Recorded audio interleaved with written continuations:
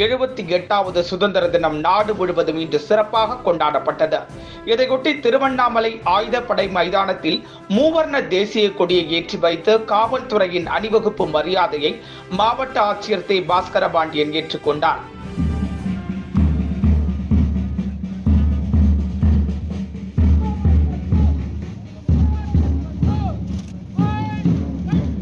தொடர்ந்து சமாதான புறாக்களையும் மூவர்ண பலூன்களையும் வானில் பறக்கவிட்டார். இதனைத் தொடர்ந்து காவல்துறை, வருவாய்த்துறை, ஊரக வளர்ச்சித்துறை, பட்டு வளர்ச்சித்துறை உள்ளிட்ட பல்வேறு துறைகளில் சிறப்பாக பணியாற்றிய அரசு அலுவலர்களுக்கு சான்றிதழ்களையும், காவல்துறையில் சிறப்பாக பணியாற்றிய காவலர்களுக்கு பதக்கங்களும் வழங்கினார். பின்னர் 391 பயனாளிகளுக்கு சுமார் 6,46,72,712 ரூபாய் மதிப்பிலான நலத்திட்ட உதவிகளை மாவட்ட ஆட்சியர் பாஸ்கரபாண்டியன் வழங்கி சிறப்பித்தார்.